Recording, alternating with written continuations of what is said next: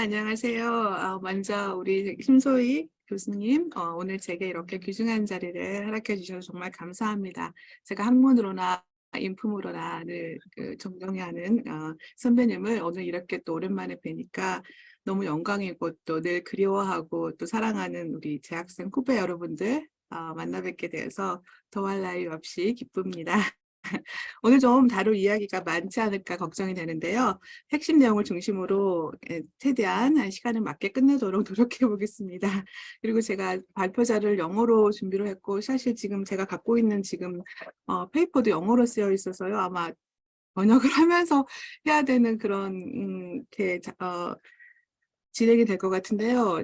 한국어로 미리 써서 읽으려고 생각도 좀 했는데 의외로 영어로 번역된 걸 보시면 또 새로운 경험이 되지 않을까 싶은 생각도 들어서 한번 도전해 보시라는 의미에서 특히 우리 그 서사를 영어로 번역했을 때 전혀 다른 느낌이 들거든요. 그래서 약간 그런 의도도 있어서 이렇게 좀 한번 실험적으로 해보도록 하고 싶습니다. 네, 오늘 제가 가지고 온 화두는 어, 영웅이라는 것입니다. 그래서 영웅을 여러분들께서 한번 진지하게 생각해 보셨는지 모르겠는데요. 음, 영웅은 어떤 존재이며 어떤 특징을 갖고 있을까요? 우리 시대에 영웅이 있다면 누가 영웅으로 떠오르시나요? 그래서 여러분이 생각하는 영웅의 조건은 무엇인지 한번 생각해 보는 시간을 가졌으면 합니다.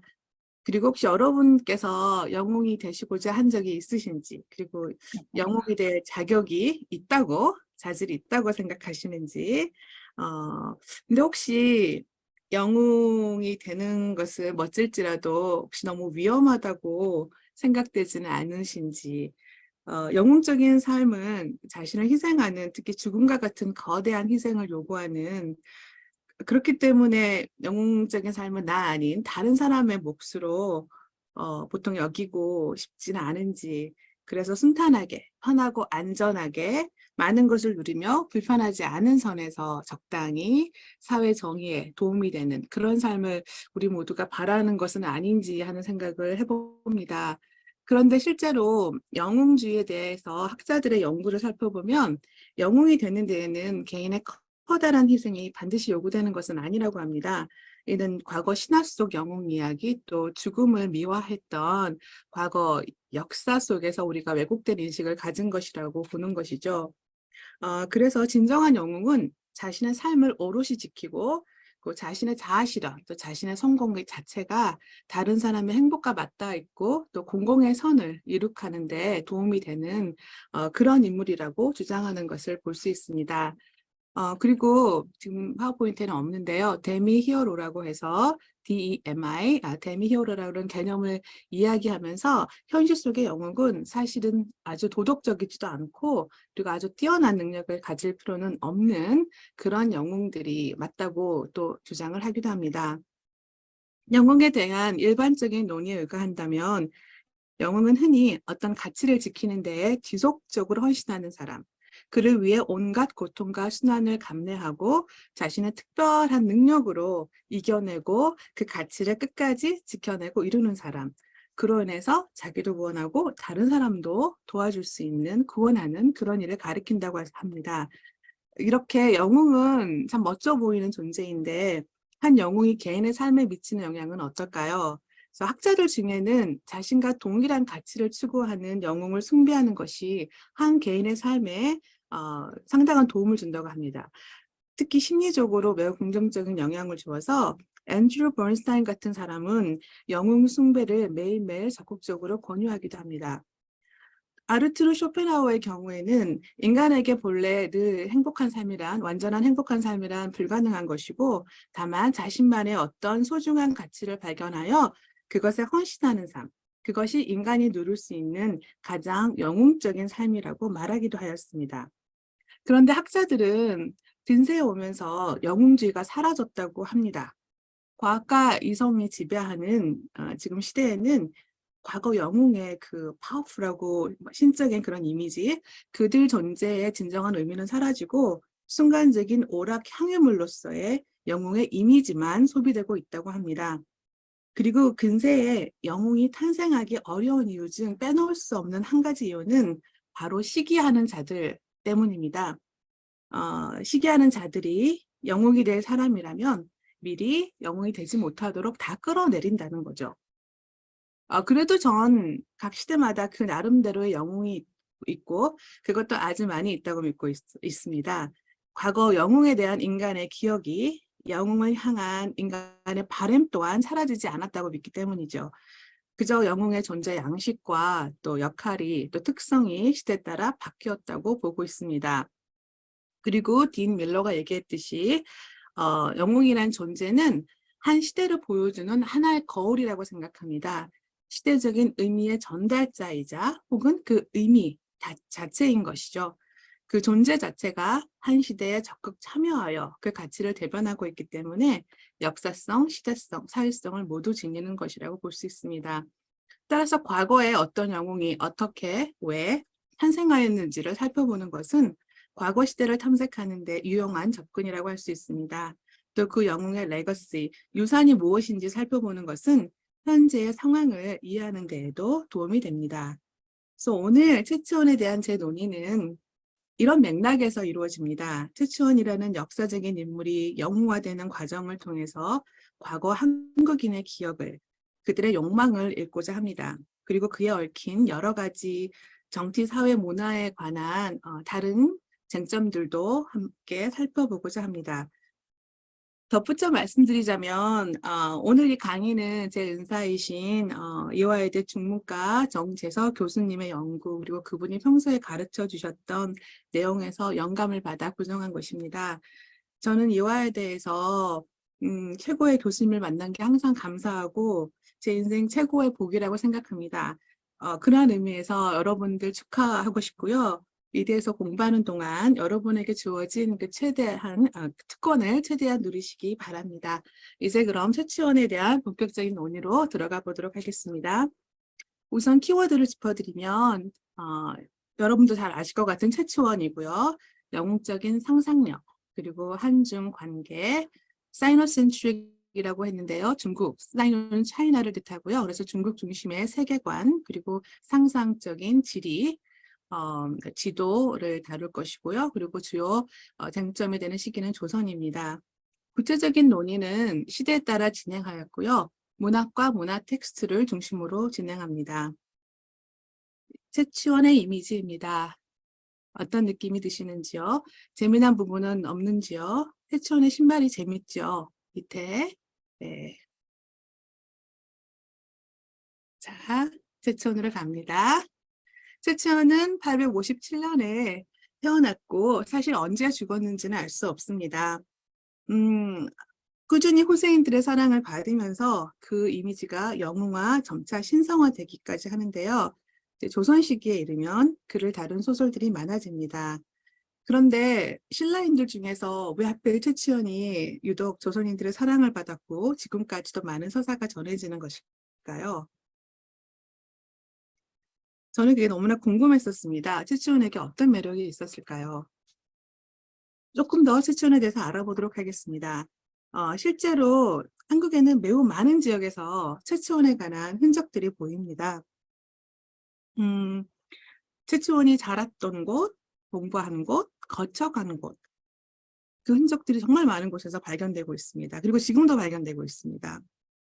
최치원은 11살에 당나라로 유학을 가죠. 그리고 거기에서 외국인을 위한 과거 시험, 빈곤과에 합격하게 됩니다. 여러분, 외국인을 위한 시험이라고 하니까 훨씬 쉽게 들리지만 사실 당시에 당나라의 빈곤과에 합격하려고 모여든 외국인 유학생은 뭐 수천 명이 넘었다고 하고요. 경쟁률이 어마어마했고요. 아마 나라 개수도 60개국이 넘었다고 제가 기억을 하는데 그중에 가장 두각을 나타낸 국가 중에 하나가 발해하고 신라였다고 합니다. 그래서 신라는 발해에 뒤지지 않기 위해서 발해도 신라의 1등자를 놓치지 않기 위해서 굉장히 경쟁을 하였다고 합니다. 그래서 최치원이 빈곤과에 합격한 이후에 중국 남경의 율수현이라는 곳에서 말단 관리로 잠깐 일을 하였고요. 그 이후에는 양조우라는 곳에서 고병이라는 유명한 장수 밑에서 도통순관이라는 직책, 주로 이제 문서를 담당하는 직무였는데요. 그 직분으로 4년간 일을 하고 우리가 보기에는 아직도 젊은 나이인 28살에 신라로 귀국하게 됩니다. 최치원은 당나라하고 신라에서 그의 문학적인 재능 때문에 굉장한 사랑을 받았지만 신라에 돌아온 후 최치원의 삶은 굉장히 행복하지 못했습니다. 그리고 최치원은 이후에 곧 은거의 삶에 들어가게 됩니다. 삼국사기에 따르면 삼국사기가 이제 최치원의 가장 오래된 기록을 전하고 있는데요. 그 열전에 최치원 열전이 있습니다. 거기에 보면 최치원은 그 가야 그 해인사 가야산에 있는 해인사에 은거해서 거기서 생을 마쳤다고 나와 있습니다. 그 최치원이 이렇게 이 짧은 삼국사기에 있는 기록을 봐서는 많은 내용이 있지 않은데요. 이후에 최치원의 삶은 사람들의 그 다양한 상상력과 또 이야기 속에서 계속 확대되고 재생산되어서 최치원의 역할 동안 되게 다양해지고 또 최치원이 갖는 문화적인 의미가 점점 커지게 됩니다. 또 최치원이 갖는 문화적인 의미가 무엇이 있을까 제가 한번 생각을 해보았습니다. 또 최치원은 우선 공부의 신 그리고 차이니즈 드림을 이룬 중국몽에 대한 아이콘이었던 것 같습니다. 최치원은 어릴 때 제가 11살에 유학을 갔다고 했는데 유학을 갈 당시에 최치원의 아버지가 너가 10년 안에 공부를 마치지 못하면 너는 내 아들이 아니다 라고 말을 했다고 합니다. 이 기록은 이제 삼국사기에 전해지고 있는데요. 실제로 최치원은 6년 만에 공부를 마치고 급제를 해서 아버지의 바람을 이루어 들었던 효자인 것이죠. 그리고 최치원의 아버지는 아주 옛날에 조기 유학을 보낸 기러기 아빠였던 셈입니다. 최치원은 굉장히 글을 넓게 다양하게 써서요. 사실 모든 분야에서 최치원의 글을 찾을 수가 있습니다. 도교, 불교, 유교, 그리고 한국 전통 사상이라고 할 수 있는 화랑도 풍류, 이쪽에도 모두 그 글의 연원을 최치원에서 찾고 있습니다. 최초의 학문적인 업적은 고려시대에 가서 그가 그 문창으로 추대되면서 더욱 확실히 되고 있고요. 그 문창으로라는 말은 제가 이게 이미지가 이게 바로 그 이미지인데요. 문창우란 말 자체가 공부의 신이라는 그런 말이거든요. 그래서 아마도 공부와 교육을 중시해온 우리 민족에게 최치원은 굉장히 이렇게 신으로 추대되면서 사랑받을 수밖에 없는 인물이지 않을까 싶습니다. 그 최치원이 쓴 다양한 글들 중에 특히 최치원의 시는 최치원에게 엄청난 그 명성을 안겨주었는데요. 그 최치원의 시는 그 당시 최고의 시로 평가를 받았고요. 최치원의 친구이자 시인인 고은, 호윈이 최치원의 시에 대해서 언급한 부분이 있는데요. 두 번째 라인을 보시면 최치원의 시가 중국을 흔들었다는 표현이 있습니다. 중국 학자들은 최치원을 당송시대 최고의 문학가인 유정원과 구양수와 견주기도 합니다. 최치원의 시들은 먼 타지에서 최치원이 느꼈을 외로움과 슬픔을 다룬 것들이 많은데요. 아마 여러분들이 예전에 배웠을 것 같아요. 뭐 가을, 그죠? 풍전 앞에 뭐 외로움 뭐 이렇게 하는 시들 교과서에도 중고등학교 때 배우기도 하고 저는 그랬었는데요. 예, 타향살이 하는 젊은이의 외로움을 다룬 시들이 유난히 사랑을 많이 받았는데요. 이런 이유 때문인지 최치원은 중국에 체류했던 많은 한국인들, 그러니까 디아스포라를 상징하는 그런 인물로도 비춰졌습니다. 저는 하버드 교수 라이셔워의 그 책 일본승 예닌의 당나라 유랑일기에 보면 사실 그 당나라 서안의 수도에 거했던 신라 유학생들의 상황이 잘 나와 있는데요.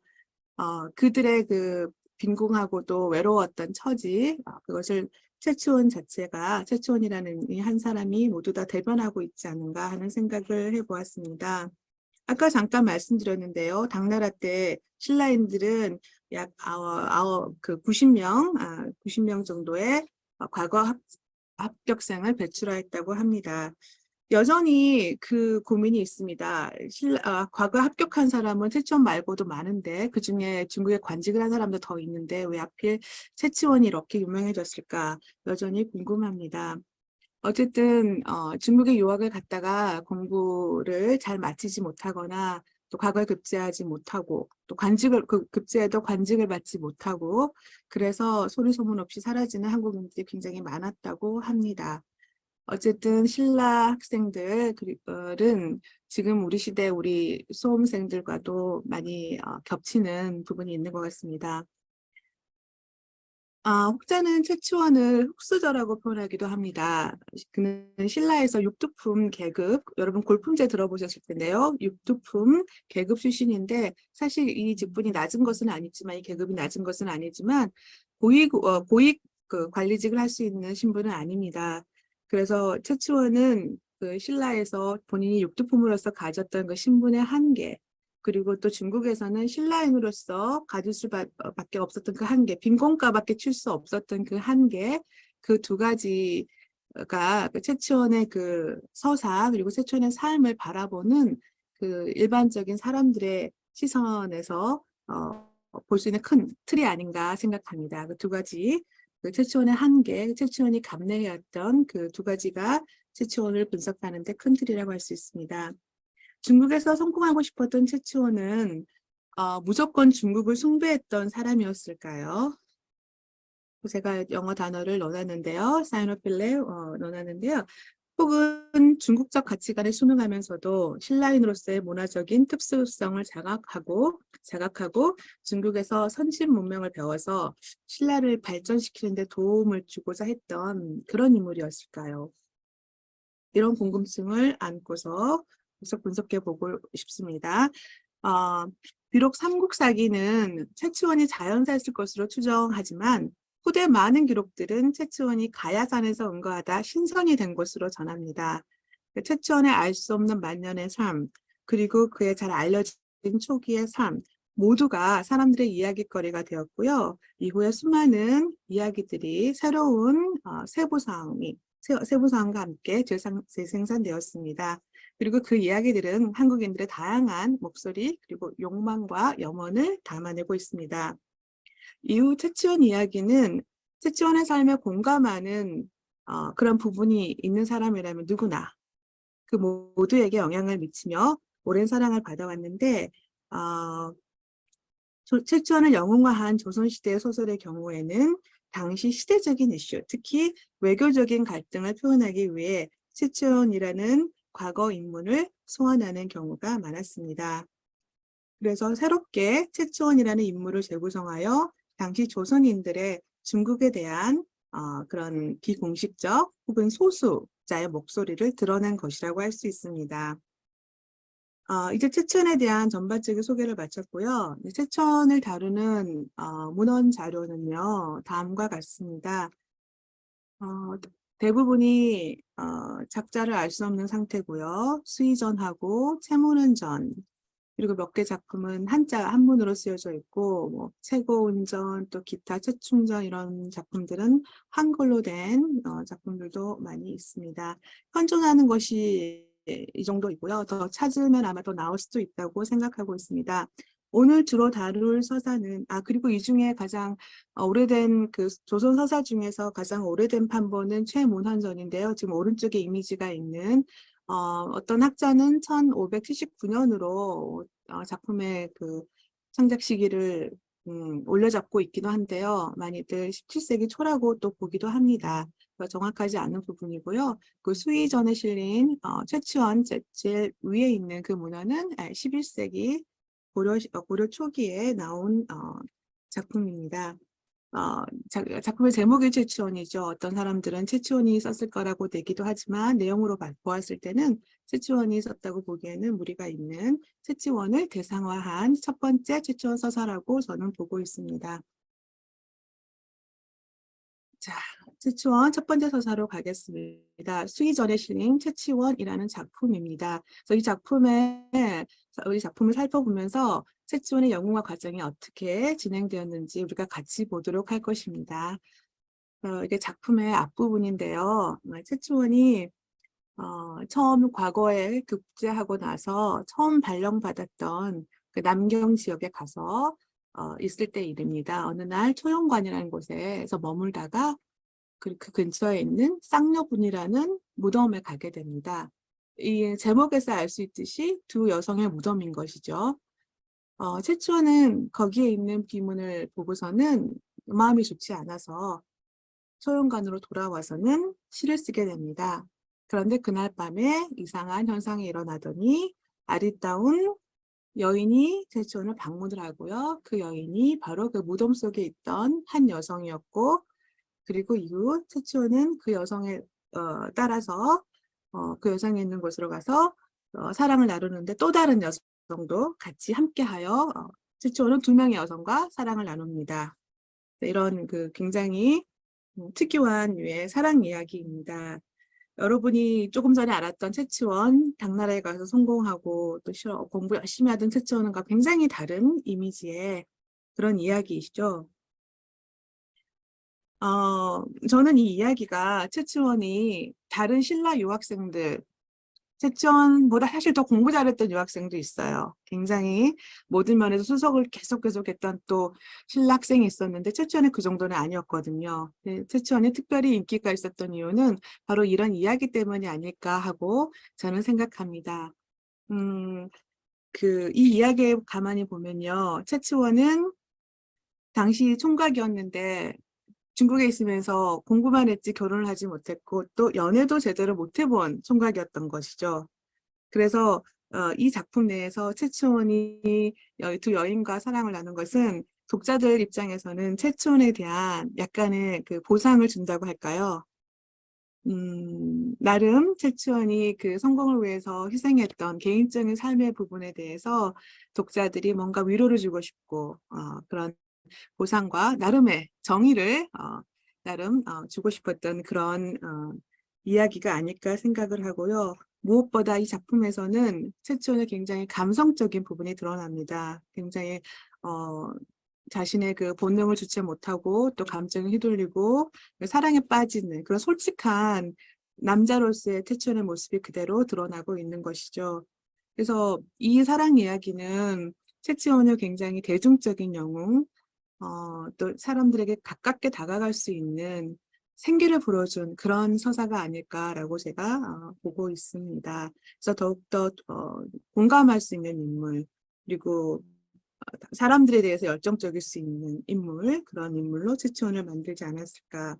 또 하나 재미난 부분은 이 두 여성은 사실은 부모가 정혼을 해줬는데 정혼한 자가 있었는데 그 정혼한 자가 마음에 들지 않아서 스스로 자결한 여인들이었습니다. 자기 눈에 그 결혼할 대상이 마음에 들지 않아서 부모의 명을 거역하기는 힘들고 그래서 자결을 한 여인인데 이 여인이 최치원을 보자마자 너무 마음에 들어합니다. 최치원의 시를 보고서요. 그래서 그 사실 중국에서 그 먼 나라에서 굉장히 그 미선한 신분인 신란이기 때문에요. 그 최치원에게 이 두 여성이 직접 다가와서 인정해줬다는 것은 최치원에게 굉장히 큰 자부심을 준, 자존감을 높여준 그런 사건이라고 할 수 있습니다. 그런데 결국 이 이야기 끝에서 최치원은 이 여인들과 이별을 하고 현실로 돌아옵니다. 본인의 현실을 받아들이고 그리고 내가 사랑해, 내가 몰두할 때가 아니다라는 그런 것을 스스로 확인시키면서 이야기는 굉장히 아프게 씁쓸하게 끝나게 되는 것이죠. 어쨌든 이 이야기는 중국과 한국이라는 그 물리적인 거리 그리고 현생과 그다음에 그 저세상, 죽음의 세상을 이어주는 그 엄청난 그 인신론적, 존재론적 거리를 극복해준 그리고 이어준 그런 재미난 소설이라고 할 수 있습니다. 그리고 무엇보다 여기에서 이 채치원의 그 이모셔널한 감정적인 채치원의 이미지가 이후대 채치원을 그 영웅으로 만드는 데 큰 역할을 했다고 보고 있습니다. 특별히 그 죽은 두 여인과 사랑을 나누었던 그 부분은 채치원이 특별한 그 능력의 소유자로 이해될 수 있는 여지를 남겼다고 할 수 있습니다. 채치원이 특별한 신적인 능력 혹은 어떤 사람은 테마적인 능력이 있다고 또 심지어 얘기한 사람도 있었는데요. 중요한 것은 그의 그 시가 그만큼 훌륭한 영혼과의 소통도 가능하게 하고 저세상과의 소통도 가능할 정도로 훌륭했다는 것을 보여줄 뿐만 아니라 실존 있는 사람도 귀신에 의해서 인정받을 수 있는 도덕적이고 보통 영어로는 ethical power라고 하는데요. 그 자신의 전반적인 인품으로서 또 인정도 받았다는, 그래서 모든 면에 있어서 그를 영웅의 반열에 올려놓는 그런 또 메시지가 있다고 보고 있습니다. 그래서 겉으로는 사랑에 빠진 이야기 같지만 내면을 바라보면 바라볼수록 최치원에게 그 전에 없었던 새로운 부분을 채워줬던 것이죠. 그래서 여러분들에게 말이 되는지 모르겠습니다. 그래서 저렇게 이 작품이 아주 재미난 작품이라 보고 있고요. 이 두 여인의 영혼을 지금도 마을 사람들은 달래고 있습니다. 자, 이제 조선시대로 훌쩍 넘어가서 첫 번째 최치원의 서사를 보도록 하겠습니다. 최문헌전 혹은 최고은전이라는 작품입니다. 그래서 이 작품을 보면 최치원은 이전에 조금 전에 얘기했듯이 감성적이고 사랑에 빠져서 또 외로워했던 멜랑콜리한 그런 이미지는 완전히 사라집니다. 이 작품은 제가 보기에는 더 적극적으로 이제 최치원을 이미 영웅이라고 간주하고 이제 어떻게 하면 더 영웅스럽게 만들까에 치중했던 작품으로 보입니다. 일단 최치원의 탄생부터가 다릅니다. 그래서 여기에서는 최치원이 어떻게 영웅화 되었는지 구체적인 예들을 간단히 살펴보도록 하겠습니다. 첫 번째는 최치원은 굉장히 특이하게 태어납니다. 어머니가 납치가 되었을 때 황금 돼지에게 납치가 되었고 그때 어머니가 임신을 하게 됩니다. 그래서 아버지는 최치원이 돼지의 자식이라고 생각하고 버리게 됩니다. 그렇지만 늘 그렇듯이 주변의 모든 것들이, 세상의 모든 것들이 최치원이 살도록 도와줘서 최치원은 살아남습니다. 이런 부분, 이게 재미난 부분이고요. 그리고 여기서 볼 수 있으시 최치원의 조금 전에 제가 말씀드렸던 여러 가지 뛰어난 재능들이 이 소설에 와서는 모두 다 과장하는 걸로 나타납니다. 그래서 최치원은 태어나자마자 조금 있다가 바로 글을 쓸 수 있게 되고요. 또 조금 있다가 바로 시를 쓸 수 있게 됐고요. 뭐 그런 것들이 바로 예를 들 수 있습니다. 그리고 혼자서 승상집에 가서 자기가 그 집에서 일을 하게 해달라고 조르면서 그 집의 노예로서, 하인으로서 일을 합니다. 그 이유는 그 집의 딸이 너무나 아름답기 때문이죠. 그래서 그 딸과 결혼을 할 목적으로 그 집에 들어가서 결국 나중에 최치원은 그 집 딸과 결혼을 하게 됩니다. 재미난 것은 조금 전에 최치원 서사에서는 최치원이 외롭게 혼자 있는 총각의 이미지였다면 여기서 최치원은 아주 어릴 때부터 자신의 배우자를 찾아 헤매서 쟁취하고 마는 굉장히 다른 이미지로 묘사됐다는 것입니다. 그래서 최치원이 이 승상집에 가서 그 승상집의 딸과 결혼하는 과정은 바로 한국 구원의 과정입니다. 이게 무슨 말이냐면 승상의 집에 하인으로 있을 때 그때 중국에서 한국에 그 당시 신라에 무리한 요청을 해서 그 도움을 구할 자를 찾고 있었는데 바로 최치원이 나서게 되는 거죠. 승상을 통해서 그런 정보를 입수하고요. 그러면서 최치원은 그 집 승상의 딸과 결혼도 하게 되고 신라를 당나라의 위협으로부터 살려내는 역할을 합니다. 그리고 나서 당나라의 황제가 최치원이라는 존재를 알게 돼서 최치원을 이제 중국에 부르게 되고 중국에 불러서 어떤 인물인지 보자. 너무 뛰어나면 우리가 없애자라는 계획으로 최치원을 부르게 됩니다. 그래서 나중에 최치원이 당나라에 가고 거기에서 당나라에서 황제의 신을 받았지만 다시 중국 신하들의 질투 때문에 또 공경에 처하게 되고요. 그런 이후에 한국으로 돌아오게 됩니다. 그래서 이 조선시대에 나온 중국 서사에서는 최치원이 한국으로 돌아온 이유가 중국 내에서 황제의 총애는 받았지만 중국 신하들의 질투가 컸다는 그런 암시를 하고 있습니다.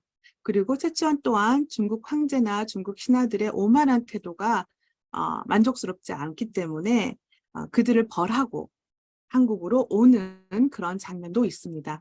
그래서 이게 전반적인 이런 작품의 줄거리를 잠깐 말씀드리고요. 그래서 최치원의 능력은 모든 면에서 과장되어 있는 게 이제 첫 번째 특성이라고 할 수 있고요. 그 중에는 또 하나 더 볼까요? 그러면 최초원의 능력이 과장된 걸 아까 제가 말씀드렸는데 워낙에 문학적인 재능이 뛰어나다가 보니까 이렇게 표현들이 나와 있습니다. 그래서 중국의 황제가 최초원이 너무 뛰어나다는 말을 듣고 신라에 그렇게 뛰어난 학자가 많으냐 우리가 침략을 해야 되겠다라는 그런 글들이 보입니다. 그리고 또 다른 그 예들도 너무나 많은데요. 뭐 예를 들면은 최초원이 신라에 어떤 인재가 있는지 보라고 황제가 직접 사신을 보냅니다. 근데 그 사신이 최초원을 만나게 되는데 최초원이 그 쓴 시를 보고 굉장히 놀라서 자빠지는 그런 부분도 나옵니다. 다음으로는 최초원은 연결되는 부분인데요. 훨씬 더 그 미신적인 힘을 가진 그런 인물로 묘사되는데요. 실제로 뭐 그 바다 속의 용왕, 뭐 하늘의 그 선녀랑도 소통할 수 있는, 그리고 그들의 도움도 받을 수 있는 그런 면에 최초원을 보이고 있고요. 또 그 나중에 황제가 최초원을 공경에 빠뜨리려고 했을 때 먼저 모든 걸 다 깨뚫어 미리 볼 수 있는 그런 능력을 가진 사람으로 나옵니다. 그리고 섬계, 그 신선의 세계와도 소통할 수 있는 그런 능력이 곳곳에 보입니다. 그리고 이 부분은 아주 재미난 부분인데요. 최치원이 한국으로 돌아가는 장면입니다. 최치원은 글자를 써서 나중에 돼지라는 글자를 썼는데 그 돼지가 청사자로 바뀝니다. 그래서 그 사자를 타고 바로 한국으로 돌아옵니다. 이게 이제 한국으로 돌아가는 과정입니다. 최치원은 이렇게 그 굉장히 놀라운 이렇게 신비한 힘도 이제 조선시대 서서에 오면은 부여가 되는데요. 되게 재미난 부분 또 하나 있는데, 그럼 그의 도덕적인 면은 어떻게 되느냐 하는 부분입니다. 어릴 때 혼자서 공부했고, 또 승상집에 스스로 나아가서 나를 고용해 주세요. 내가 당신 딸과 결혼하겠어. 이렇게 말을 하는 최치원의 도덕적인 품성은 어떻다는 것이죠. 실제로 최치원은 너무도 많이 도덕적이지 않습니다. 이 서사에서는. 아버지가 최초원을 나중에 최초원이 살아있다는 걸 알고 아버지가 최초원을 불러오고자 했을 때도 최초원은 굉장히 화를 내면서 다음과 같이 얘기를 합니다. 수년 전에 나의 부모가 나를 버렸는데 이제 와서 찾는다는데 내가 그들을 만나고 싶겠는가라고 얘기를 하죠. 그러면서 부모를 만나기를 거절을 합니다. 이후에도 최초원 서사에는 부모에 관한 얘기는 나오지 않습니다. 이게 참 재미난 부분이에요. 그래서 최치원 서사가 영웅서사라고 봤을 때 최치원이라는 영웅은 우리가 알고 있는 도덕적인 기준을 만족시키거나 또 그것을 위해서 창조된 인물이 아님을 알 수가 있습니다. 그것보다는 다른 자질이 더 우선적이었던 것이죠. 이것은 최치원이 공부했다고 알려진 창원에 있는 월영대의 사진입니다.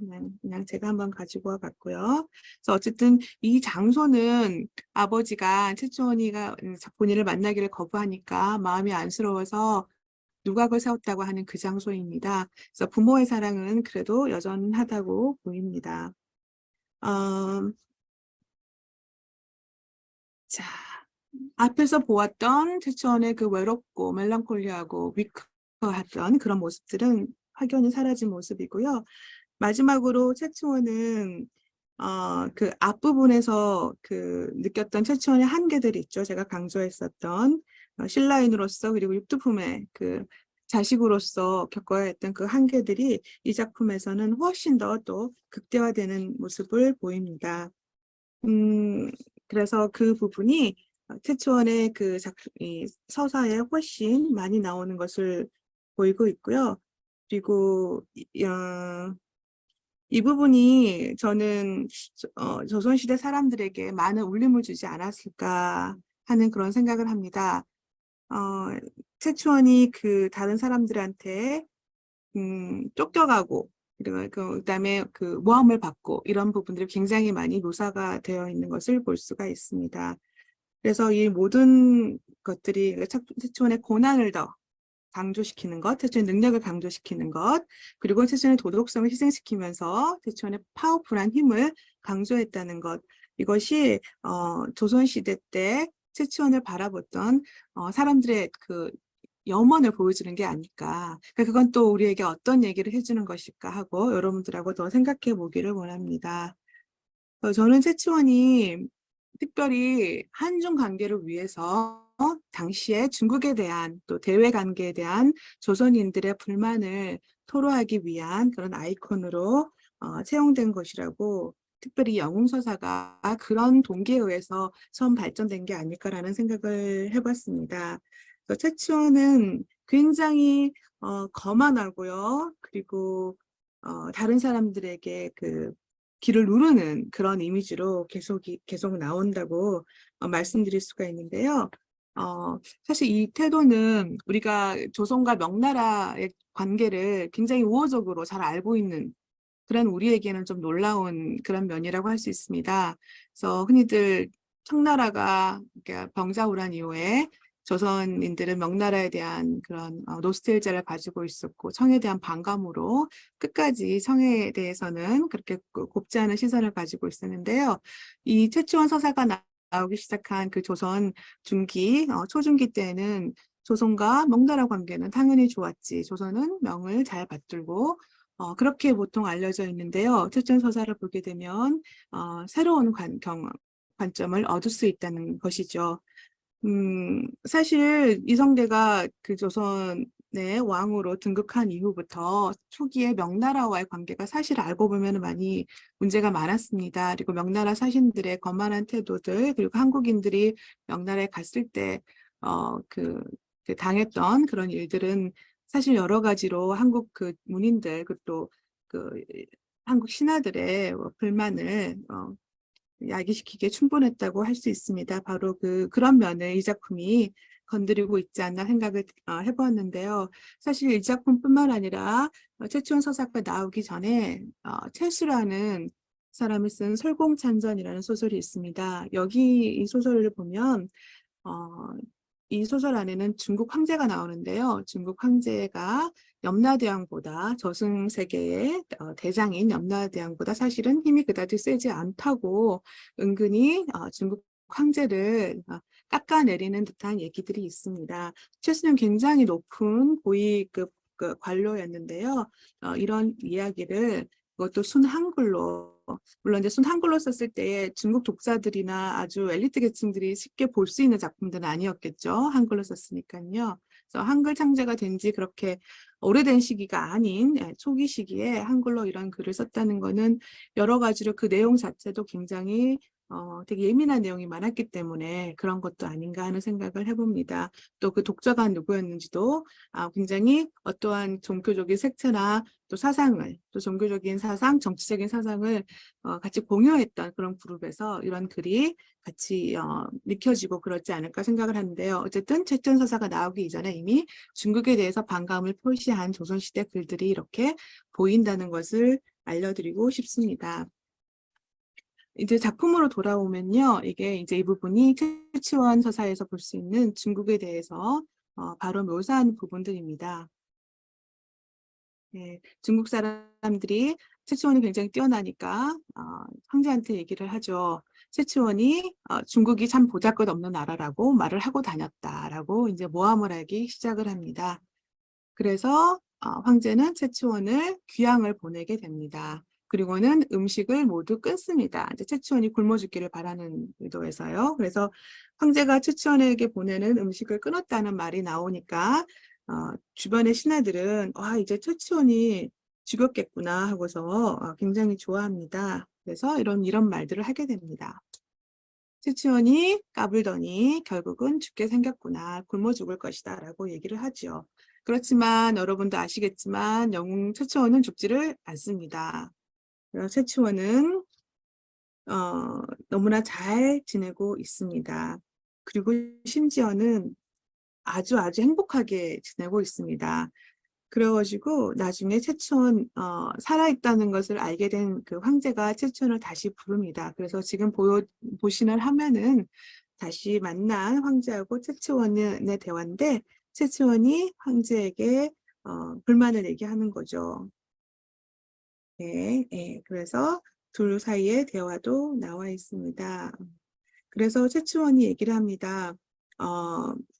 당신이 이 세상의 왕이긴 하지만 당신이 모든 것은 가질 수 없다라는 것을 보여줍니다. 그가 그 하나라는 글자를 허공에다가 글자를 쓰고서는요. 이 허공에 있는 이 글자도 당신 것입니까? 라고 황제에게 되묻는 장면입니다. 그래서 황제 권위에 도전을 하는 것이죠. 그래서 황제가 굉장히 놀라고 그리고 나서는 최치원에게 굴복하는 장면이 나옵니다. 그리고 사죄를 합니다. 그리고 최치원은 황제를 심지어 꾸짖습니다. 황제가 다른 사람의 비방만 듣고 나를 괴롭혔습니다. 그래서 나는 우리나라에 돌아가고자 합니다. 그 김부식의 삼국사기에서는 전혀 없었던 최치원이 한국으로 돌아간 이유에 대해서 설명해주고 있는 것이죠.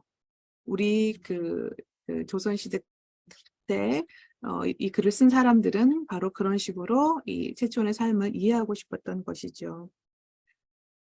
연결된 재미난 부분이 있습니다. 제가 아까 최치원이 귀양 중에 음식도 끊었는데도 너무나 잘 살고 있었다고 말씀을 드렸는데 이러한 장면은 그때 그 지역을 지나가던 베트남으로 추정되는 한 사신에 의해서 발견이 됩니다.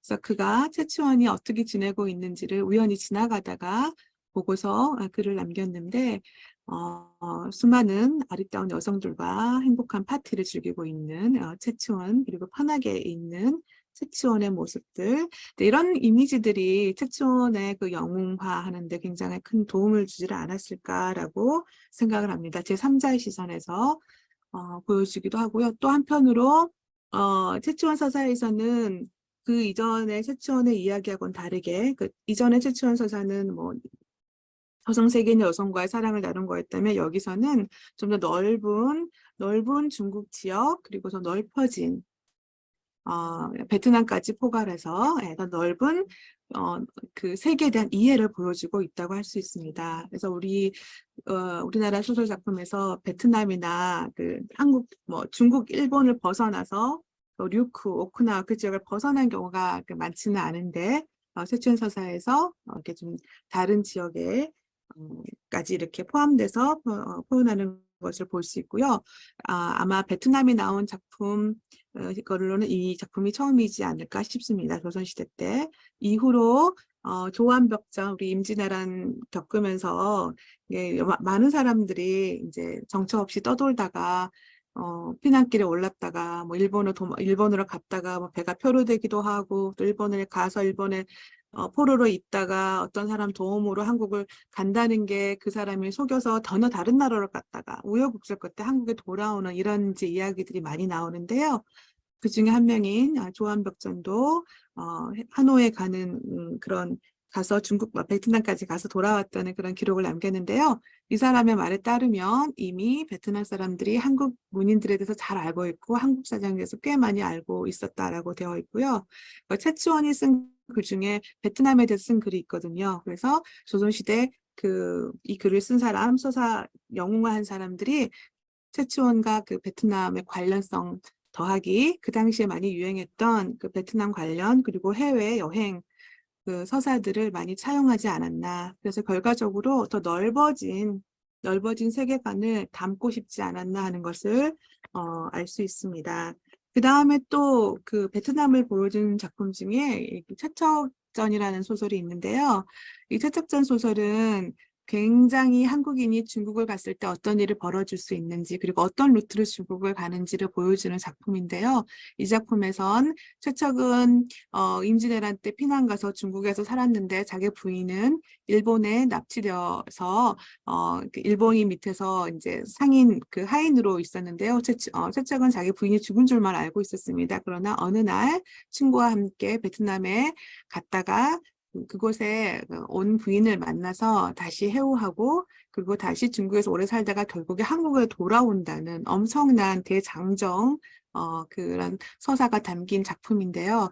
이 작품에 담긴 그 세계관, 그다음에 지역 이런 것들이 최치원 서사와 비슷한 그런 세계관을 보여주고 있습니다. 그래서 최치원 서사 이 영웅화 과정에서는 이 당시 특히 16세기, 17세기를 지나가면서 어떻게 그 조선인들 의식 속에 세계라는 개념이 넓어지고 있는지, 제가 아까 이메이서리 지오그래피라는 얘기를 했었는데요. 상상 속의 지리가 생각할 수 있었던 그 지리 범위가 얼마나 넓어지고 있었는지 이런 것들이 보여주고 있고요. 아마 최치원 소재가 그중에 가장 초기의 작품이라고 생각을 하고 최치원을 영웅화하는데 또 최치원의 그 과거에 베트남이나 다른 나라에 대해서 글을 쓴 것들이 많은 영감을 불러일으켜 주지 않았을까라는 생각을 해봅니다. 또 이제 제가 조금 전에 말씀드렸던 그 최치원의 그 넓어진 세계관, 최치원 서사에 드러난 넓어진 세계관, 그리고 최치원이 왜 그렇게 사람들한테 오랫동안 영웅으로 추앙받을 수 있고 또 민간에서 신이 되어 올 수 있었는지 작품 서사로서 이제 몇 가지를 짚어봤는데 여전히 저한테 해결되지 않는 부분은 그것이 과연 충분한가 또 다른 이유는 없었을까라고 해서 이제 좀 생각을 해보다가 아까 서사에서 몇 개 나왔던 특징들에 대해서 좀 더 주목해 보기로 하였습니다. 그래서 첫 번째는 그 당시 최치원 서사가 나왔던 16세기, 17세기에 굉장히 유행했던 어떤 사람은 아주 잠깐이라고는 하지만 당시에 도교 사상을 얘기를 들 수가 있습니다. 그때 양생이라는 사상이 문인들 사이로 꽤 유행을 하였거든요. 이 양생은 말 그대로 어떻게 하면 더 잘 살고 오래 살고 좋은 삶을 누릴까 하는 건데 그에 대한 비법들이 많이 전수가 되었고 여러분이 잘 아는 많은 우리 그 전통 문인들이 그 당시 이 사상 그리고 이런 요법에 굉장히 관심이 많았습니다. 그러면서 그들이 모여서 이런 것들을 연구할 때 항상 최치원은 그 모든 비법의 맨 첫 번째 있었던 그거 모든 걸 시작한 사람으로 추앙받게 됩니다. 그래서 한국 내 도교 전통에 최치원이 도교의 시조라고 추앙받게 된 것도 바로 이 시기고요. 그 전에 뭐 최치원이 물론 도교에 대한 글을 쓴 거는 있지만 최치원이 한국 도교의 뭐 시창자다 뭐 이런 식으로 크게 선포하는 것들은 찾아볼 수 없었는데 바로 이 시기에 그런 것들이 많이 일어나서 아마 이런 학문적인 또 지적인 또 민간에서의 또 치료적인 또 건강과 관련되건 이런 흐름들하고 관련이 있지 않을까 생각을 했고요. 그리고 이제 그 조선시대 이제 17세기에 나온 해동이적이라는 작품에서는 글에서는 최치원이 아예 신선으로 묘사가 되고 있습니다. 그래서 조선시대에도 최치원이 살아있다. 여러분 뭐 마이클 잭슨이 아직도 살아있다. 엘비스 프레슬리가 살아있다는 얘기를 저는 지금도 미국에서 듣는데요. 이 당시에 최치원이 조선시대 때 살아있고 어떤 사람은 내가 어제 최치원을 만났는데 자기 딸 결혼 문제를 나랑 상의했다. 뭐 이런 글들이 보입니다. 그래서 최치원은 죽지 않고 늙지 않고 여전히 살고 있던 존재로 묘사하는 글들이 이 시기에 나오는 걸로 봐서는 아마 단순히 신라 유명한 인간 또 서사 뭐 그 최치원을 인간적으로 만들었던 그 서사 이 저변에는 최치원하고 관련된 종교적인 그 문화적인 그 자생적인 그런 또 힘이 있지 않았나 하고 생각을 해봅니다. 그래서 여러분이 잘 아시는 뭐 허균 이런 사람이 쓴 작품 중에 남궁선생전이라고 있는데 혹시 보셨는지 모르겠는데 전부 어떻게 하면 신선이 되는가 하는 거에 대한 가르침이 담긴 소설입니다. 말이 소설이지 그냥 신선이 되는 매뉴얼을 사실대로 적기는 그러니까 소설처럼 해서 사람들에게 알린 게 아닌가 하는 그런 느낌이 듭니다. 그리고 숙향전이라는 작품도 신선세계에 대한 얘기가 주종을 이루고 있습니다. 많은 작품들이 이 시대에 나왔고요. 이런 문인들이 사실은 최치원 영웅화에 굉장한 큰 영향을 이 사람들은 굉장히 사회에 불만도 많았고 사회를 개혁시키고자 하던 그런 부류의 문인들이었는데요. 그런 문인들이 아마 최치원을 영웅하는데 많은 그리고 또 이 사람들이 바로 그 도교나 양생에 굉장히 관심이 있었던 사람이고요. 그 최치원을 영웅화했던 그 도교의 시창자로 만들었던 그런 그룹들이어서 그런 연관성이 있지 않을까라고 제가 생각을 해보았습니다. 그러면서 이제 다른 최치원의 이미지도 나옵니다. 여러분 아까 처음에 보여드렸던 이미지가 기억이 나실 텐데요. 이제는 최치원이 종교적인 옷을 입고서 새로운 또 다른 이미지의 모습을 이 시기부터 유행하는 걸 볼 수 있습니다. 옆에 선종들이 보입니다. 굉장히 불교적인 색채, 도교적인 색채 그런 아이콘들과 섞여 있는 최치원의 모습이 맨 처음에 제가 보여드렸던 관복을 입고 있는 최치원의 모습과는 다른 모습을 보입니다. 또 다른 한 측면으로 저는 최치원의 서사가 유행했던 시기에 조선에는 굉장한 많은 변화가 일어나고 있었다는 걸 말씀드리고 싶습니다. 그러니까 임진왜란은 병자호란 전후로 해서 흔히 조선시대를 앞뒤로 나눠서 큰 변화가 있었다고 얘기를 많이 하는데요. 어, 임진왜란 전후로 해서 그 변화의 중심에는 서양 문물이나 새로운 생각의 유입이 굉장히 큰 요인이라고 말을 할 수 있는데요. 이 당시 그 조선에 유입되었던 그 다른 세계 그 외국에 대한 지도 이런 것들이 굉장히 조선인들에게 충격을 주었고요. 그에 대한 반동으로 조선인들이 한국에 대한 위치, 한국인에 대한 그런 정체성에 대해서 더욱더 탐색하는 그런 계기가 되지 않았을까 생각을 하는데요. 참 재미난 것은 이 마테오 리치 지도가 이제 한국에 들어와서 이제 한국에서 1708년에 이제 복사판이 만들어지기까지 하는데요. 이 지도는 한국에게 전혀 다른 세계를 보여줬습니다. 그 이전에 한국에서 사랑받던 지도는 바로 이런 것인데요. 1470년대 이제 판본이 지금 이건데요. 여기 보면 중국을 중심으로 한 세상밖에 없습니다. 그리고 이제 그 옆에 큰 한국이 있죠. 그리고 여러분 보시기에 일본은 어디 있는지 아시겠죠? 오른쪽 밑에 굉장히 일본을 어떻게 바라보는지 그 시선을 알 수 있는, 사실 지도는 어떤 객관적인 위치보다는 어떤 지역을 바라본 시선이 더 많이 좌우하는 경우가 많습니다. 어, 그래서 이 지도는 앞서 제가 보여드린 17세기 한국에 유행했던 외부에서 들어왔던 서양에서 전래된 지도와는 굉장한 큰 차이를 보입니다. 넓은 세계고 거기서 중국은 하나의 작지는 않죠, 물론. 큰 세계에서는 여전히 그렇게 중국이 중심이라고 할 수 있을지 의문을 갖게 하는 이런 지도의 유입으로 해서 큰 충격이 일어났는데요. 재미난 것은 한국 사람들은 이 지도를 중국에서 전래된 그 서양 지도를 받아들였지만 그래도 사실 한국 사람들이 더 많이 이용했던 지도는 천화도라고 하는 지도인데요. 유니버스라는 개념, 온 세계를 담고 있는 지도라고 하는 것인데요. 바로 이렇게 생긴 것입니다. 여러분이 이게 친근한지 모르겠는데요. 제가 정재서 선생님 교수님 연구실에 갔다가 이 지도가 걸린 것을 보았어요. 저도 이 지도에 대해서 잘 모르다가 그리고 제가 혼자서 공부를 시작했습니다. 그래서 제가 선생님께 많은 영감을 받았다는 이유가 바로 이제 이런 면인데요. 이게 조선 사람들이 굉장히 즐겨보았던 지도입니다. 저는 이 지도와 최치원의 영웅서사의 출현과 관련이 있다고 제 나름대로는 보고 있는데요. 좀 더 다른 이미지입니다. 여기에서 보면 여전히 중국 중심의 세계관이지만 중국은 이전에 비해서 많이 작아졌습니다. 그리고 한국도 물론 작아졌지만 보시면 한국은 상대적으로 은근히 커져 있습니다. 그리고 다른 일본은 좀 더 맞은 위치로 정해져 있고요. 그런데 이 지도를 보게 되면 굉장히 상상적인 세상에 없을 것 같은 나라들이 있습니다. 그래서 이 지도는 당시 사람들이 세상을 이해하는 방식 그리고 자기들이 갖고 있던 세상에 대한 비전이 모두 녹아내렸던 그런 작품이 이런 것이 아닌가라는 생각을 했고요.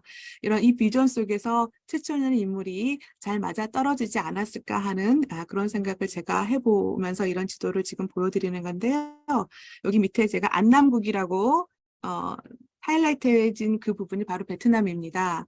그래서 중국, 일본, 베트남, 조선 이런 지역은 확실히 잘 표시가 되어 있고요. 나머지 수많은 지역 이름들, 여러분 그냥 한번 보시면 아시겠지만 이상한 이름들이 많습니다. 그죠? 예. 그래서 이 천화도를 보시면 굉장히 여러 가지 다양하게 그려진 천화도가 많습니다. 얼마나 유행했는지. 중국 학자들은 중국 것이라고 얘기하고요. 제가 미국에 왔더니 이거는 중국 지도라고 소개를 하고 있는데 여태껏 중국에서 나온 천화도는 없습니다. 모두 현존하는 모든 것은 한국 것으로 지금 알려져 있거든요. 그래서 뭐 원류가 중국 것이든 어쨌든 한국적인 사상, 한국적인 문화를 보여준 지도임에는 틀림이 없다고 할 수 있습니다. 그러니까 아주 다양한 가운데 천화도에는 그 별자리까지 표시가 되어 있죠. 그래서 이것을 보면요, 우리 조상님들은 이 미국에서 아니 그 서양에서 그 인기가 있었던 그런 지도, 정확한 지도라고 하는 그 지도가 충분하지 않다고 여겼던 것이죠. 본인들이 보는 세상하고는 맞지가 않았고, 그리고 본인들이 담아내고 싶어하는 세상을 충분히 반영하지 못했다고 여기고 있었던 것 같습니다. 그래서 이 천화도를 조금만 더 보면요. 이 천화도에 나온 여러 가지 이름들은 결국은 도교 경전이라고도 불릴 수 있는, 사실은 지리서이고 또 신화서라고 할 수 있는 산해경과 관련이 있는데요. 이 산해경이란 책은 여러 가지 인간이 같이 살고 있는 이 세계에서 다양한 인간과 다른 그런 생물체들, 그런 모든 장소들을 다 묘사하고 있는 그런 복합 사전과도 같고요. 지리서입니다. 그래서 여기 보면 굉장히 재미난 그런 모양을 가진 그런 동물들도 반인 반수 그런 것들을 볼 수 있는데요. 여기에 나온 나라들이 아까 말한 천하도에 나타나 있는 것이죠. 근데 재미난 것은 이 책에서는 뭐 동쪽으로 오리를 가면 어떤 나라가 있다, 뭐 북쪽으로 면리를 가면 어떤 나라가 있다, 이런 것들을 모두 다 이 동그란 지도 안에 한국 사람들이 다시 다 재위치시킨 것이죠. 그래서 이거는 굉장한 상상력과 또 고도의 깊은 그 노동이 또 스킬이 요구되는 그런 작업인데요. 그런 것들을 한국인들이 했다는 것을 알 수 있고요. 이 산해경이 아까 제가 말씀드렸던 그 도교에 탐닉했던 조선시대 문인들, 한국 사회의 변화를 갈망하고 또 불만이 많았던 그 문인들을 중심으로 이런 세계관들이 그 당시에 유행하고 있었고, 또 해외에서 새로운 지도가 유입되자 한국만의 지도에 대한 수요가 커지면서 그런 천화도라는 게 나왔는데, 그 천화도에는 바로 이런 세계관들이 표출되어 있다는 것이죠. 역으로 얼마나 그 당시 조선시대에, 우리가 흔히 유교 중심의 국가라고 알고 있는 조선시대에 조선시대 깊이 문인들 마음속 깊이 그 깊은 세계관에는 이런 그 예전부터 내려오던 한국적인 그 세계에 대한 이해 방식이 있지 않았나 생각을 해봅니다. 물론 산해경이 중국 것이라서 중국 것이라고 쉽게 말을 할 수 있겠지만 이 책은 오래전부터 읽혀왔고요. 그리고 이 천화도는 단순히 산해경을 옮긴 것이 아니라 한국인이 그 산해경에 나와 있거나 또 그와 유사한 그런 세계에 대한 지식들을 나름 해석해서 집어넣은 곳이라고 표현한 것이라고 할 수 있습니다. 그래서 여러분 보시면 눈이 이렇게 재미난 것들, 이렇게 귀신의 나라이고요. 여기는 뭐 눈이 하나인 사람, 나라 위치. 그래서 산해경에는 이런 그림 이미지가 있고 나라가 있지만 그 위치를 이렇게 한 거는 순수히 한국인의 그 상상력의 결과라고 할 수 있고요.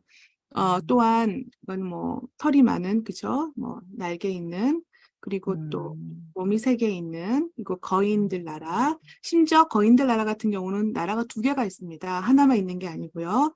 그리고 불사의 나라, 신선의 나라도 위치를 지정해 놓은 것을 알 수 있습니다. 그래서 엄청난 상상력이 발휘된 그런 지도인 것이죠. 그래서 왜 이렇게 한국 사람들은 당시 이런 지도를 만들었을까 생각을 해보면, 이게 그 세상을 보았던 조선 문인들의 시선에서는 이미 탈중심에서 서서히 옮겨가고 있었고요. 그리고 우리 시대 그 한국 내에 계속 이어져 오던 그 세상을 보는 방식이 단순히 그 인간 중심이 아닌 더 깊은 차원의 더 넓은 우주를 꿈꾸는 그런 상상력을 갖고 있었고, 그것을 그 서양의 지도를 보고서는 만족할 수밖에 없었던 그런 지식인들이 이런 것들을 다시 만들지 않았을까라는 그 지점에 있어서 최치원과 조선의 그 영웅적인 상상력, 그리고 민간의 세상을 보는 그 세계관들이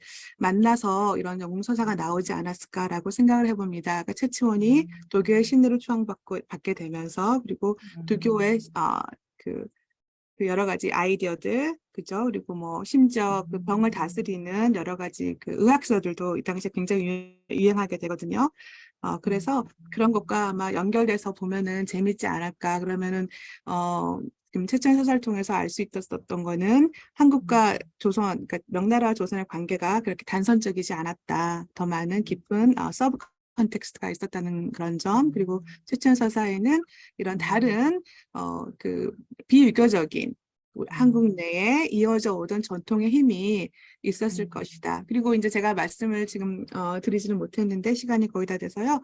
저 아니요. 조선시대 예. 선생님, 우리 15분에 끝나요. 아직 시간 그런가? 많아. 제가 급해가지고 제가 좀 늦은 줄 알고 많이 뛰어넘었는데 어쨌든 예. 그래서 다시, 조선 다시 거꾸로 가셔도 될 것 같은데요. 제가 막 시간이 지금 늦은 줄 여기 알고 너무 재밌는데요, 지금. 네. 재미가 예. 그래서 여기 보시면 제가 음. 너무 할 얘기가 너무 많아서 왼쪽에 예, 보시면 숙녀국이라고 있거든요. 예. 여성 숙녀, 군자 숙녀라는 어, 날 여러분 레이디 젠틀맨 레이디 숙녀요. 예, 또 예. 오른쪽에 또 보시면 여인국 있어요. 어, 여인국도 있고 여자국도 있습니다. 여기 여자곡 있다. 여기 군자국 있고요. 예. 예.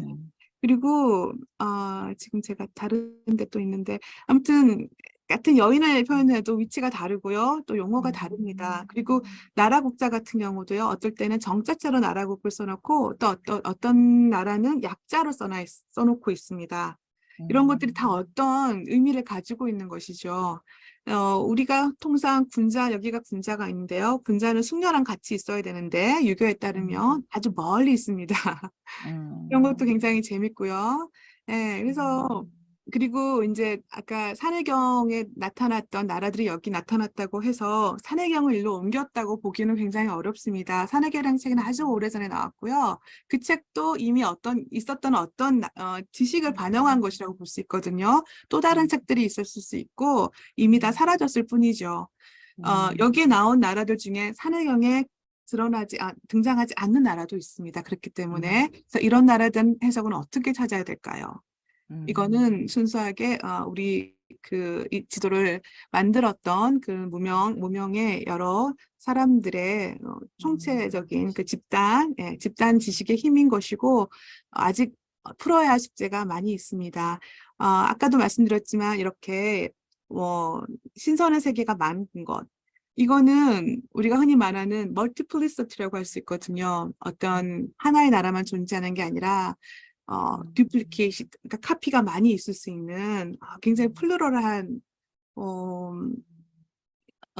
다양성과 그리고 어떤 하나만 강요하지 않는 굉장히 그 풍부한 더 많은 경우들을 포섭하는 융합하는 그런 세계관을 보여준다고 할 수 있거든요. 그러니까 같은 나라가 많이 나왔다고 해서 실수이고 이 사람들이 뭐 부주의하게 그렸다는 게 아니라 또 다른 의미를 가지고 있다는 것을 우리가 볼 수가 있습니다. 그래서 굉장히 재미난 게 많고요. 어쨌든 이런 지도가 17세기부터 굉장히 유행을 했고 이와 더불어 최천의 서사도 유행을 했는데 아직 제가 더 풀어야 될 수수께끼는 더 있지만 여러분들께 이런 것들이 있다는 것을 꼭 보여주고 싶었습니다. 왜냐하면 조선시대를 보는 그 긴 조선시대를 보는 그런 관점이 어느 순간 우리 과거를 보는 관점으로 많이 고착되는 경우가 있거든요. 조선시대 하면은 유교가 여성을 억압했다, 사람들을 억압했다. 조선은 굉장히 길었습니다. 그리고 많은 일들이 있었고요. 뭐 혹자는 임진왜란 이후에 계속 망하고 있었다라고 보는 사람도 있는데 만약 그 말이 맞다면 많은 문인들이 그 안에서 어떻게 하든 조선을 번역시켜 보려고 하고 나름 창조적으로 뭔가 새로운 시도를 해보려고 하고 그런 흔적들을 영웅소사를 통해서 얼핏얼핏 볼 수 있다는 것이죠. 그게 제 오늘의 이제 꼭 드리고 싶었던 메시지 중에 하나이고요. 그래서 이제 그 조금 더 결론점으로 넘어가자면요. 그래서 이 천화도 맵이라는 건 너무 재미있고 아주 독특한 한국 기반의 세계관을 볼 수 있다고 할 수 있고요. 바로 그 독특한 세계관 속에서 최치원의 영웅화가 진행되지 않았나라고 제가 생각을 하고 있고요. 그리고 천화도는 여러분 이게 지도이기도 하지만 굉장히 미적인 아름다움도 주는 예술 작품이기도 합니다. 그래서 사람에 따라 이 지도를 베꼈는데요, 손으로. 매번 베끼면서 자신만의 천화도를 만들기도 했어요. 그래서 아까 예들을 보여줬는데, 그래서 베끼는 순간 나만의 상상력을 거기다 입히는 것이죠. 색깔을 칠하거나 한자체에 변화를 준다거나. 그래서 최소한의 허용된 범위 안에서 이런 것들을 할 수 있었던 자체가 우리 그 문인들은 어때요? 매번 상상력의 실험들을 그저 음. 했던 것이죠. 세상을 대하는 자세에서부터 음. 이런 자신들이 알고 있는 지식을 재점검하고 재시도할 수 있는 기회를 스스로 가졌다는 것이죠. 그러니까 거기에서 저는 큰 의미가 있다고 생각하고요. 음, 그래서 그 최치원이 아주 힘세고 또 중국 황제에 대해서 함부로 말을 하고 그런 것에서는 여기서 보이는 것처럼 작아진 중국 그리고 커진 한국 우선. 그게 힌트이지 않을까 하고 제가 또 생각을 하고요. 그리고 일단 제가 일단 결론을 한번 가고 또 말씀드릴게요. 그래서 제가 이제 지도를 이것도 또 다른 가운데 있는 게 또 다른 이제 천화도 지도이고요. 제가 이렇게 천화도 위치에 제가 번호를 매겨봤습니다. 그래서 여러분께서도 여러분만의 나라 이름을 넣을 수 있고 여러분만의 천화도를 만들 수 있게 이렇게 템플릿을 한번 만들어 본 거예요. 이렇게. 그러니까 지금도 다시 만들 수 있는 거죠. 여러분만의. 그래서 이렇게 만들어 봤고 이게 이제 최초원 이렇게 들어가지 않을까라고 생각을 해요. 그래서 제가 조금 더 마무리를 해보겠습니다. 그래서 최초원에 관련한 서사의 형성에는 유독 신라인 조선인으로서의 한계 혹은 그들이 속한 사회 전반의 한계를 자각한 그 어떤 무수한 보이지 않는 한국인의 노력이 녹아들어 있는 것 같습니다. 그리고 이들 서사는 중국 중심의 세계 질서 속에서 중앙으로의 상승에 대한 욕구를 무엇보다 잘 드러내고 있습니다. 최치원은 한국과 중국 관계, 그리고 성공과 권력에 대한 갈망, 우리 한국인의 갈망, 열등감, 혹은 숨은 우월감, 우리도 걔네들보다 잘할 수 있어. 또 민중들이 그 소박하지만 늘 품어왔던 조금 더 나은 삶에 대한 소망, 그리고 한국인이 비록 바다를 삼면으로 맞이해서 더 나아갈 수 없는 끝자락에 위치한 나라지만 바다 때문에 더 넓은 세계를 품었거든요. 그래서 그들이 품었던 그 넓은 세계에 대한 조화로운 세계관, 이런 것들이 집단적인 기억으로 남아있는 우리의 그 문화적인 영웅이라고 할 수 있습니다. 그래서 과거 한국 사회 변혁을 일으켰거나 혹은 일으키고자 했던 한국 내의 지적인 전통의 또 다른 흐름을 보게 해주는 영웅이기도 합니다. 그리고 현 시대 한국 사회의 문제, 특히 한중 관계를 폭넓고도 복잡하게 이해할 수 있는 데 도움이 될 수 있는 그런 의미에서 아직도 여전히 살아있는 영웅입니다. 그래서 최치원의 시는 특히 그 중국 문인과 우호 관계를 얘기하는 친분을 얘기하는 시들은 여전히 중국에서 자주 인용이 됩니다. 중국 사람들도 신라에서 온 이 작은 이 신라 사람 최치원을 되게 따뜻한 시선으로 바라봐 줬습니다. 수년 전에 시진핑이 한국을 방문할 때면 그 최치원의 시를 자주 인용하고 외교문서에도 자주 인용을 했었습니다. 특히 요즘에 그 중국에서 당나라, 그 당 제국의 그 찬란했던 문화유산들을 재조명하고자 하는 노력과 함께 최치원이라는 인물도 사실 새롭게 또 언급되고 있기도 합니다. 그런데 만약 시진핑이 오늘 제가 다뤘던 조선시대 때 최치원 서사를 안다면 최치원 시를 인용하고 싶었을까요? 그죠? 그죠? 예. 그래서 앞으로 한국 문화 속의 영웅에 대해 좀 더 관심을 가졌으면 좋겠고요. 제가 여기 사진을 제가 직접 양주에 가서 찍은 건데요. 최치원이 이제 4년 동안 있었던 그곳에 최치원 기념관이 있습니다. 오른쪽 밑에 한자로 그래서 네, 그리고 이거는 이제 최치원이 아까 그 처음으로 관직을 했던 류수 리슈라는 곳에 가면 최치원의 동상이 있습니다. 그리고 중국에서 최치원 기념관 사진이고요. 중국에서 최치원 전시회도 많이 열리고요. 이렇게 다양한 문화 상품들이 이미 나와서 최치원을 소개하고 있습니다. 그래서 최초원으로 오늘 여러 가지 이야기를 풀어봤는데요. 아직 저는 우리에게 큰 울림을 줄 수 있는 숨은 보물과 같은 영웅이 우리에게 알려지기를 기다리고 있다고 생각해요. 그리고 이제 마지막으로 영웅에 관한 제 질문으로 돌아가고 싶은데요. 그래서 여러분 주변에 영웅이 있는지, 영웅이 있거나 없거나 지금 그것은 여러분에게 어떤 메시지를 던져주고 있는지, 여러분 영웅이 되시고 싶으신지. 그래서 오늘 하루는 영웅에 대해 한번 생각해보는 시간을 가졌으면 합니다. 감사합니다. 예. 아유, 아이, 고맙습니다. 아이고, 시간을 겨우, 예. 아유, 선생님. 정신없게 한 아니, 것 같았으면 죄송합니다. 제가 아, 발표문을 다 아니, 써오지 않아가지고. 아니요, 아니요. 아니, 저기 한국어의 특징은 중국어는요, 그 네, 중점이 앞에가 있고 네, 한국어는 끝에가 있어요. 그래서 한국어는 그래요. 끝까지 들어봐야지 안다. 이렇게 주로 얘기를 하거든요. 그러니까 네, 선생님 강의가 네, 처음에는 저게 우리 수업이 우리 교양 네, 과목이기 네, 때문에 무슨 네, 다 모든 과목 학생들이 다 듣거든요. 그래서 네. 저렇게 전문적인 하면 애들이 들을까 했는데 역시 결론은 뒤에 그 네, 뒷부분이 네. 그러니까 제가 이걸 들으면서 선생님의 이 최치원이 그 우리 한중 관계 지금 우리 한중 관계가 굉장히 어렵다고 하지 않습니까? 근데 그 이전에 우리 그동안 우리가 저 중국과 한국과의 서로 이제 정말 이렇게 이사 갈 수도 없잖아요. 지정학적으로 딱 밀접하게 있어서 떨어질 수가 없는 그런 관계에서 우리 조상들은 어떻게 대해왔고 어떻게 풀어왔는지 그런 것들을 우리가 좀 더 볼 수 있고 우리가 또 생각해 볼 수 있는 그런 좋은 그런 자료인 것 같아요. 그래서 선생님 너무 뒤에 보니까 제가 정신이 번쩍 나더라고요. 그래서 이런 걸 하셨구나. 그래서 네, 너무 사실은 예, 감사했습니다. 선생님께서 예. 정확히 말씀해 주셔서 너무 감사합니다. 너무나 제가 하고 아, 싶었던 말을 잘 정리해 주셔서 네, 아니요. 저 뒤에 보니까 그러셨구나. 아니 근데 굉장히 저 우리랑 지금 지금도 그죠? 예, 우리 겪고 있는 네네. 문제를 네, 네. 그러니까 최치원이라는 그 영웅이 그 이전에 벌써 어떻게 겪어왔고 했는지 그런 것들을 해주면서 우리에게 많은 시사점을 좀 주는 그런 분이신 것 같아요. 저는 궁금한 게 있는데요, 음, 선생님. 그러니까 미국 대학 지금 그 아리조나 스테이트 대학교에서 동아시아과에 재직하고 네, 계시잖아요. 네, 그래서 네, 근데 이런 연구 분야가 그 네. 미국 사람들은 굉장히 좋아하나요? 어떤 인식을 어, 갖고 있나요? 그리고 동아시아라고 하면은 그 미국 사람들은 그 중국, 일본, 한국을 이렇게 구분할 줄은 아나요? 어떻게?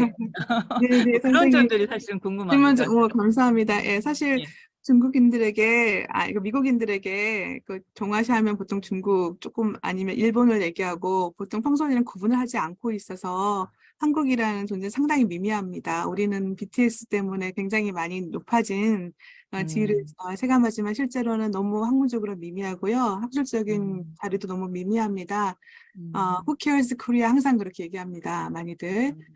그리고 동아시아학을 공부하는 데 있어서는 그래서 아주 한국적인 얘기만 하면은 사람들한테 연결하기도 어렵고 이해시키기도 어렵습니다. 항상 그 음, 중국을 또 일본을 사이에 두고서 한국이 어떤 적극적인 역할을 했는지 또 중국은 한국과 또 일본의 관계에서 어떤 역할을 했는지 그런 식의 접근이 훨씬 더 이쪽에서 환영받고 있습니다. 그렇기 때문에 연구하는 이제 시야나 방법도 좀 달라질 수밖에 없겠죠. 한국에서는 이제 음, 분화가 되어 있으니까 그렇죠. 중국은 음, 중국학관 중국 쪽으로 하면 되고 하지만 음, 이쪽에서는 예, 그런 식으로 동아시아를 전체적으로 조망하면서 어떤 음, 특정 지역의 이슈들을 다루는 게 보통 장려되고 있고요. 그래서 음, 기본적으로 비교적인 시선이 들어간다고 할 수 있죠. 네, 그리고 음, 또 동아시아 학문이라는 것 자체가 그냥 지역학 뭐 그걸 떠나서 인문학에 꼭 도움이 되는 그런 위주의 음, 학문을 하려고 합니다. 다들 그러니까 인문학적인 음, 어떤 해답이나 그죠 음, 전망을 제시할 수 있는 그런 학문적인 주제들이 보통 음. 장려되고 있습니다. 그러니까 좀 어, 답변이 됐는지 모르겠습니다. 아, 아니요, 궁금한 것들이 네, 많이 있었어요. 선생님, 네, 이제, 도리어 선생님께서 오늘 이런 강연을 해주신 것도 어떻게 보면은 좀 객관적으로 네. 우리의 문화, 동아시아 문화를 좀 객관적인 시각에서, 미국에서 이렇게 보실 수 있는 것도 어떻게 보면은 우리 문화를 좀 이해하는데 더 다른 각도에서 말씀해 주시니까 더 좋은 것 같아요. 선생님께서는 그 미국에서 이렇게 하시면서 어떤 좋은 점이 있으세요? 네, 미국에서 있어서 가장 좋은 점은, 최대한 객관적이려고 제가 노력할 수 있다는 점입니다. 음, 저에게 어떤 시각이나 시선을 저한테 뭐 강요하는 분, 뭐, 한국에서라고 꼭 있다고 제가 생각하지는 않지만, 전반적인 음, 정치 상황과 늘 좀 연관이 있을 수가 있는데, 미국에서는 그런 부분이 없기 때문에 훨씬 자유롭게 연구할 수 있습니다. 어, 음, 예, 그렇군요. 아무래도 그런 게 가장 큰 음, 그리고 저처럼 다양한 지역을 한꺼번에 넓게 보는 학자들이 많아서 그 부분이 또 큰 장점이라고 할 수 있고요. 예. 네. 나머지는 뭐 또 한국에 계신 분들도 너무 잘하시고 계시니까 예. 네. 예. 지금은 뭐 아니, 예. 그리고 미국에 이제 중국 유학생들도 굉장히 많잖아요, 선생님. 근데 저는 선생님께서 이렇게 그 미국 대학교에 그 아리조나 대학 굉장히 좋은 대학교에 딱 이렇게 딱 재직하고 계시는 것이 어떻게 한국 사람으로서 좀 더 유리한 점이 있나요? 중국 학생들이 워낙 많고 동아시아 하면 다 뭐 중국 학생들 굉장히 많고 그런데 어떻게 한국 학생이 미국에서 공부했을 때 좀 더 유리하거나 더 좋은 점 뭐 그런 점 혹시 갑자기 뭐, 뜬금없이 질문 드려서 네, 죄송해요. 선생님 아주 실질적인 질문을 주셨는데 한국 학생이 미국에서 이렇게 저처럼 일을 할 수 있을 때는 저희 한국적인 정체성이 가장 중요한 것 같아요. 여기는 아직도 어찌 보면 좀 덜 발전된 부분은 중국학 쪽은 중국인을 선호하고요. 한국학 쪽은 한국인을 선호하거든요. 제가 무엇을 하든 제가 한국인이라는 거는 어디 가도 벗어날 수가 없기 때문에 저희 한국에 대한 지식과 관점은 항상 테스트 받습니다. 물어보게 되고요. 그래서 본인이 한국인으로서의 한국에 대해 잘 알고 있는지, 한국을 다른 지역에 비교했을 때 한국을 어떻게 소개할 수 있는지 그런 기본적인 자질은 누구나 갖춰야 될 것 같고요. 그런 것들이 플러스 점수가 되어서 이렇게 동아시아 쪽 연구도 할 수 있고 또 관련 일에 또 계속 참여할 수 있는 것 같습니다. 말이 됐는지 모르겠어요. 네. 이게 선생님께서는 정말 좋은 롤 모델이시고 정말 공부 쪽에서 이렇게 많이 일가를 지금 이루고 계시는데 앞으로도 정말 늘 좋은 이게 강연 또 부탁드리고요. 정말 좋은 강연 해주셔서 너무 감사합니다. 그리고 우리 학생들 쪽글 또 남겨주시면은 제가 선생님께 잘 전달하겠습니다. 오늘 그냥 여기까지 할까요? 선생님. 너무 감사합니다, 여러분. 네, 만나서 선생님. 반가웠습니다. 다들 건강히 잘 지내세요. 네, 네, 고맙습니다. 네, 감사합니다. 네. 네.